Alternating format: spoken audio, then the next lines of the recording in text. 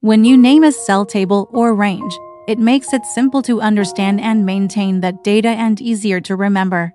If you want to reference it in a formula or on another worksheet, to define a name for a cell, select it. Select the name box at the left end of the formula bar, type a name, and press enter.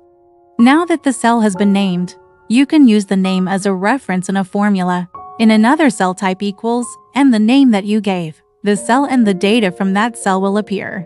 You can also let X name a range or table of cells for you. Select the cells in a range or table you want to name.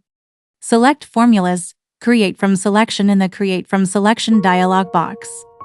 Select the location of any labels that are in the selected range and select OK.